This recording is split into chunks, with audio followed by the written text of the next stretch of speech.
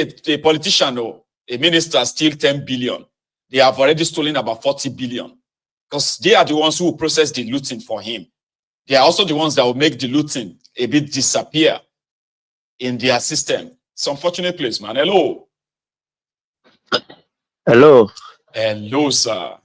How are you? Yeah, Ekale Ayodeji lorúkọ mi. I'm Ayodeji by name.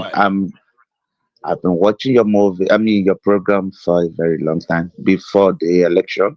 Thank you very much. Like this that bring Tinubu into the power. I based in Cyprus, so I always watch your program. Cyprus. That one, that's grand. yes, I want to encourage you. Like, God bless you.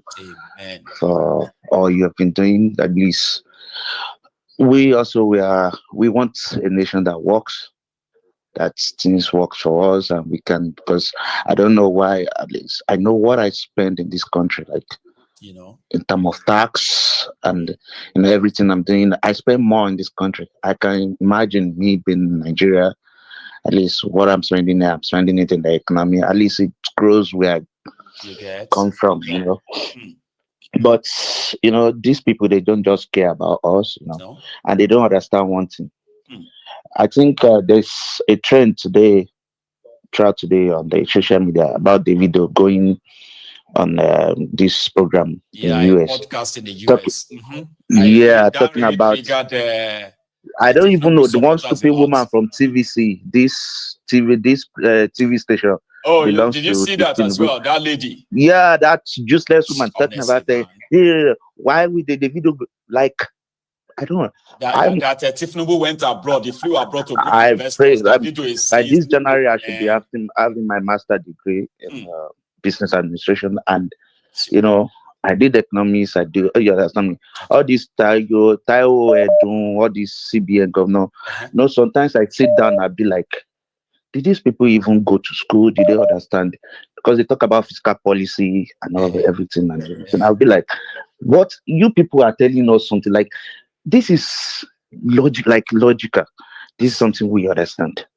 You just come online and you tell us something interest GDP increased by this. What policy did you like? Okay, this is about demand and supply situation. Yes, tell me. What's like based on what is going on in the country? Draw the graph. Let us see. So we can see which sector and which sector. All these things are just coming on social media. Like they said this president spokesman say, and they show us, okay, analyze it and let's see how it's rise and rise. This is something we understand. I'm more or less like a economist. I understand all these things. So you can't tell me what is. So sometimes when I read all those news, I just be like, oh my God, what's these people are telling? And funniest part, some dumped back home where we come from, because they don't, the problem we are having in that country is that most of these people, we have more of illiterate people here standing back home. They don't know they are just, once they just come and they just share 1,000, 2,000 naira, 3,000, and it's the suffering they are going through now. Because during the last election, we keep shouting and telling them, you people should use your brain. 1,000, 2,000 will not last you, even a day. But they collected. Now everybody's shouting now. You can't ask them questions. If you ask them to explain this that they have just thrown out, right? All of us we live in countries where if things are going to go up, they will tell us why. And you can easily see why. If things are going to come down, they will tell us why. And then you will feel it. Okay, it's not that they will tell you that don't worry. I was in a conversation. Or you feel it next year. I was in a conversation yesterday. With my good father. He stabbed me back. All these our old people, about 60 years above and everything.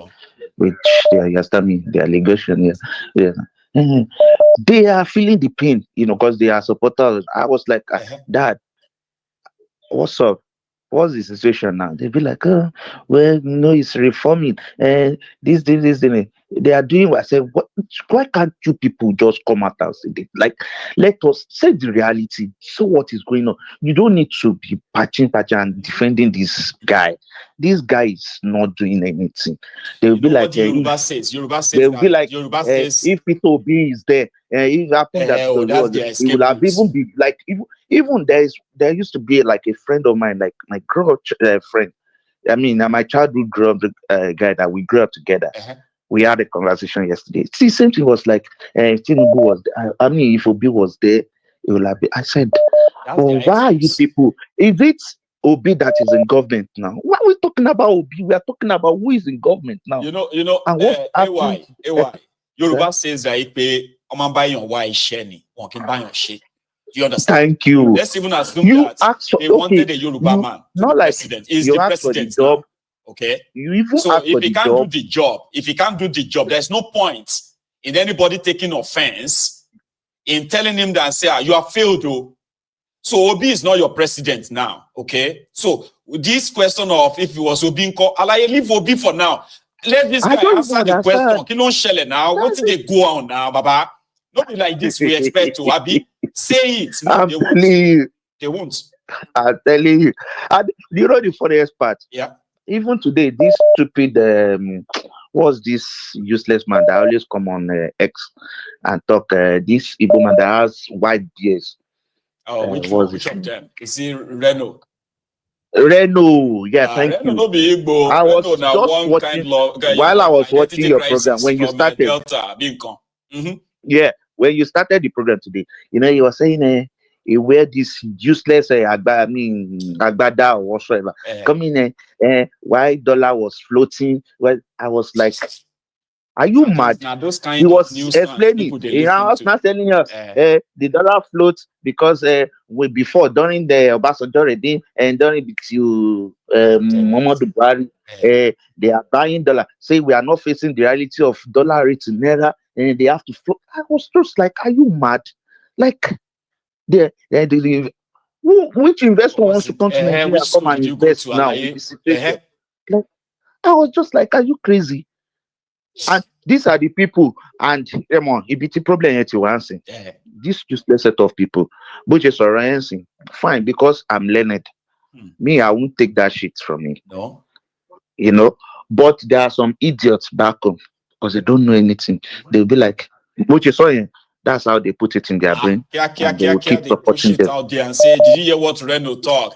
Thank you, Jerry, my brother. I think they are using that guy self, as part of their strategy, to just. So it's unfortunate. It is, but it is what it is. Okay, we will keep reminding people that sometimes they should understand that there are people paid to lie to them. But one thing anybody shouldn't do to themselves is to lie to yourself. Here you get. People can lie to you. People can try to twist things. Okay, they can tell you that you are only the ones complaining, or maybe things will get better later. But ask yourself, is it proper to lie to yourself if you are actually facing it? Yeah. No, definitely. If you lie, whenever you like, if I tell you like a lie now, maybe you're asking something and I lie to you. Yep. Deep inside me, I know I'm lying. Lying to you, exactly. So I know. Hey, why? Thank you so much. Okay. All right. Good to hear from you. God bless you. And how is Cyprus right now? Freezing yet? Well, we're trying to thanking God. Bless you, man. Take it easy. God Thank you. Cheers, Papa. You see, if people are paid to lie to you, and you buy the lie, well, it is not their fault. Now your fault.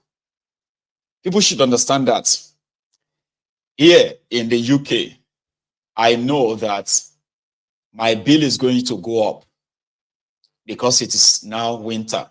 I'm going to spend more on my gas, right? And possibly on the Lekki. But when it is summertime, I expect it to reduce. Okay? But if I get to summertime and I'm spending almost double of what I spend during the winter, I will require some explanation. So I don't have to be an economist. Okay? But if nobody is explaining to me and they are telling me that it's normal, because of something, you know, while I'm you know, you get in that contraption, people don't really have to make any sense. They just open mouth and talk. Yeah, it's Jefferson. Jefferson. How are you, Baba? Hey, my man, how far now? Can you hear me very well? Adeo, I'm all right too. Thanks so much for asking. How are you? Yes, I'm fine. I'm fine. And how's family? Well, we thank God. Surviving. Mm-hmm. Thanks so much for asking. Okay. All right. Yeah, between last week and this week was a long one. From Simon Ekpa to Ruben Abati. Hot on this platform in the last few weeks. And now back to like, what they call it. Going through emotional roller coaster. Some people are looking for who to blame. Some are interested in not taking responsibilities and all and on. But yeah. I will say it. I will say it like as it is. You know. Go ahead. Look at it this way. You know, first of all, there's a saying that there's no smoke without fire. That's right. If the writing has been done from the beginning, we won't be in this mess today. Nobody will be talking about secession. Nobody will be talking about all those stuff. But for some reason, the federal government, even before and after the Civil War, have failed to resolve the basic issues that are actually the tenets of keeping a country. They failed to understand all those things. Now, when, of course, Wazirike, after Ojukwu, let me go through chronological time because I know it's very, very, I don't want to waste time on this. It was from Ojukwu to Ralph Wazirike, from Ralph Wazirike to, what is his name? Mazi Nnamdi Kanu, to Mazi to Simon Ekpa. And who knows? And it goes on and on and on. So at the end of the day, it just shows that there is something that is not right. And this madness cannot continue. Even if the federal government wants to still say, oh, they must continue this madness, it will stop someday. Just like the Berlin Wall that was broken down somewhere in the 90s, when they separated the East Germany and West Germany. So will this problem stop one day? It's going to stop. Nobody's going to continue with this. It's just a matter of time. So the reason why I'm saying all this is that, you know, last week they arrest him or they didn't arrest him. There were so many speculations. Now, the reality is being set that there's also speculations that he's not coming back to Nigeria and all that. So right now, nothing is clear right now. Nothing is clear until people actually know what is going on. And with that, it just shows how we are. The federal government is very, very keen on news like, oh, they caught the people that want to secede, but they are not keen on solving the very issues that is troubling the country. Exactly. No, they are not. They don't want to solve it. So they want to keep it on because maybe they know what they are gaining. That's number one. And I want to stop with the secession issue. Now, you know, one thing is that it's because they criminalize a self-determination. And you can't have a democracy and criminalize a self-determination. You get that now? So if the effort is to push everybody to pick up arms and the rest, right? So somehow they might think they are succeeding. But again, right? If they continue to ignore the foundational problems, okay? So arrest this or kidnap that won't really change any of that. Because, yeah, there will always be people that will rise. Exactly. So another thing I want to address is the issue of the Arise TV fiasco that happened last week.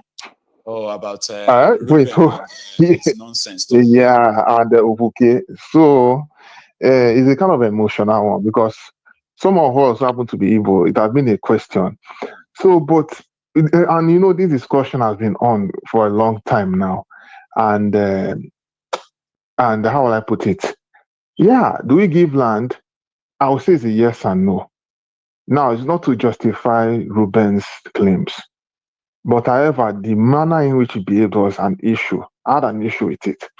And that's number one. And then secondly, I feel it's a give and take situation here. And by the grace of God, I'm even glad. Because see, he's wrong. Exactly. The person he used as an example, we have now come to know that he's only told half story. Okay. The man, exactly. Benson is talking about was not only not sold the land, they gave him the land for free. And guess what he did with the land? He built them a post office in that town. You get that now? So Ruben was completely wrong. And it was an agenda, of course. Exactly. It was a very wrong agenda. And it's not the only person that they give land. There are so many people, and I'm glad you as a Yoruba man have been using your platform to acknowledge that the Igbo people have been given land. Because I will tell you one thing, for some of us who are Igbo, it will be extremely selfish of us to be collecting land in other parts of the country, and when it comes down, we cannot at least even give the little that we have. I feel it's selfish. It is. But people want to use it and say, why don't we give out? But again, someone actually brought up something, and I'll say this. So the question I want to ask now is, why is it that, okay, you say you don't want to give you land? Okay, how many, I'll put it this way, and you will agree with me, how many Yorubas or Hausas or any people that are non-able want to fully come and fully settle in the East, normally the way we are settling in Lagos and other parts of the country? Do you understand? I know I'm saying this thing because answered. You see, if people buy lands, even the Igbos outside Igbo land, because their businesses are located outside. And the way Nigeria is politically structured, intentionally, right? The economic activities that could have kept the eastern part of Nigeria so busy that way, right, has been taken away. Do you get that now? So exactly. It won't make any sense for an Igbo man whose business is importing and all that in Lagos, okay? And it needs a warehouse, right, to put all those things. So it will buy a land in Lagos. It will buy a house in Lagos to keep all those things. And if his business also extended to the east, right, it will also do the same thing there.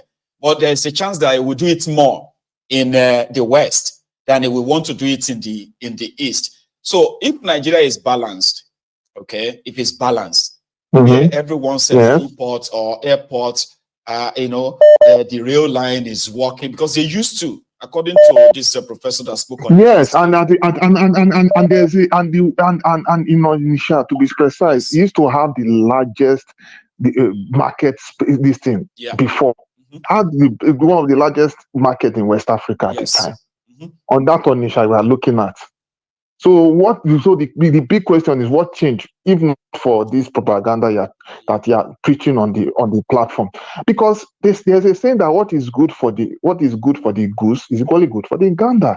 And if everybody is expanding and going out, and you guys want to come over and expand, of course, they are more than welcome. But I will tell you one thing.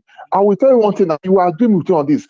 With the level of tribalism of destroying and snatching property, I believe that is the reason why some, no offense, I have to say this, and do not be offended by this, some wicked Yorubas and some wicked Northerners, Hausas or whatever, don't want to really invest in the East, because they know that when they do wickedness to other Igbos in their hometown, they will be afraid of coming to invest in the East. On the other hand, that's what this is. Let me quickly correct you there, okay? If it's an impression you have, all right, it is going to defeat every other thing you've said, okay? Because from what we have heard, right, the Hausas, the Yorubas who have invested in eastern part of Nigeria, they have done so, right, in great value, in great number as well. The biggest business school in Nigeria. I'm not saying that people have not invested. You are not understanding what I'm saying. Okay. Because if, for instance, now look at in the past, in terms of when it comes to election, you have discussed it several times. Maybe, for instance, if I don't vote a candidate of my choice and I'm staying in Lagos, you will threaten me that you're going to destroy my business. That is not a Yoruba thing. And all of that. You need to correct that too, Jefferson. That is not a Yoruba thing. Okay, this is the Tinubu's politics. Hang on. Apart from Lagos, where they actually did this. I'm glad you're saying it. I'm glad you're actually. Hang on. I don't want you to live with this impression. Okay, what happened is this: apart from Lagos, did you see anywhere in Yoruba land that anybody say something about the Igbos? No, I've not. So they don't call it a Yoruba thing. It's not a Yoruba thing. This is Tinubu's style of politics. And even in Lagos, it was still pretty much defeated by the Yorubas that don't agree with him. So it's this, which is good. Which is it's good. No, it's good that we are discussing this thing. I'm glad we are discussing it because you are because you are right. No, it's good. See, sorry, you give me some time to discuss on this. It is good they are actually bringing this out and doing an expose on the people who are responsible for these wicked actions. Yes, because let me tell you exactly, because I'm not, because at the end of the day, there are good people and bad people. Yes. I have a lot of terrible Igbo people from in our area as well. Yep. So I am not justifying anybody's action. I'm just like trying to, okay, like you said, I'm just like bringing out those. Yeah, and I want you to be very correct when you bring it out, okay? The reason why I don't want you to use Yoruba is because Yoruba didn't start and end in Lagos. You understand? That's why I ask you, yes. Do you have any record of anywhere? I mean, in Yoruba land, for example, we have 6 states allocated to us, all right? In all these 6 states, Igbos are doing very, very well in all of them. From Osun to Ekiti, to Ondo, to Ibadan, which is Oyo, to Ogun, right? We have Igbos who have been there for decades. Until Tinubu brought his politics of tribalism, which is in Lagos. And exactly, which is equally trying to spread. If time is not careful, it's not succeeded because it won't happen. Thank you. Mm-hmm. Thank you. No, I'm happy that you are saying it as it is. I'm really happy about it. And I will say one thing. I'm not saying it to exactly. I am not saying it to, I'm not spiting nobody. Don't get me wrong. It's good that you are saying it the way you say it. And it's also good on my side to make sure that I quickly to actually point it out as it is. Because it's just like when you were talking. You are not the only person who feels that way. All right. And somehow, I have said this before, that if I as a Yoruba man, if I am existing in a Nigeria where I am being profiled the way the Igbos are being profiled in Nigeria, right? I would never trust anybody myself. Okay. True. I would feel like I am being systemically haunted. But at the same time, we should also be very much like factual about it, because there are people who are, there are Igbos, okay, who feel the same way you feel. So, but if they hear this conversation, they will agree too that apart from Lagos, where Tinubu has been playing his tribal evil politics, the Igbos everywhere in Yoruba land will tell you, this is not a Yoruba thing. Thank you. Thank you. I'm glad you're actually saying it, and I'm also glad you're making it clear. But what else? Okay, let me not use the word. Maybe I'll say Lagos. Finish up. And then, so I want to finish up. I'll just give you. I want to rather quickly. So there are I will say there are some tribal bigots in some parts of the country that are non-Igbos. Let me put it that way. That when they go to other places, for example, when the Igbos go to other places, they always want to bring that divisive tendency to be set. Yeah, exactly. So that people are saying that don't trust Igbo this, don't trust Igbo that. Exactly, and those kind of people, exactly, and those kind of people will not want to come and invest in the East for the fear that there might be a retaliation. So that's what I actually wanted to point out, because they know that if they come, they might destroy their business the same way they have been instigating other people to destroy other people's businesses in their own place, which is wrong. So on this platform as well, again, Jefferson, on this platform as well, I have showcased the Yoruba communities in Igbo land. I have shared interviews of those who have lived. They've lived in Igbo land for more than 20 years. So this is to teach all those little-minded bigots. All right. Thank you. To show to them that you may think your brothers, our brothers, or Yorubas, they don't find the Eastern Nigeria habitable, but they do. Exactly. In their large numbers in Abia State, right? Not only that they have these large communities of Yorubas, they are asking to be part of the government of Abia State. So their one is to educate our own brothers, which they are in the minority, by the way, our own Yoruba brothers, right, or sisters, who have this little mind of what bigotry taught them. Okay, so that's what I do on this platform, to teach, and I'm happy that I'm happy you're doing that. To educate all sides that listen, all you have to do is just please learn, get enlightened from what you didn't know to what you will now know, and hopefully it impacts on all of us. We're all learning. Exactly. So let me quickly say this before you tell me to go. So the last one I wanted to talk about is the economic jingoism. Our principal said that now statistics with the chop, and look at now he's telling us that the unemployment is dropped to 4.5%. Meanwhile, you want to go and borrow money again from the National Assembly. So you see, it's just a crazy this thing. And then they say fuel is dropping. And if fuel is dropping, why will fuel drop by only 25 naira? Nigerians are not dumb now. If you say fuel drop by, let's say 200 or 300 or 400, Nigerians will now listen to you, because we know that we have the source, we have everything in ground. So my brother, first of all, I want to thank you. I like as we discuss this. I like as we discuss this part. It's good that we make it clear, and it's good that we yes.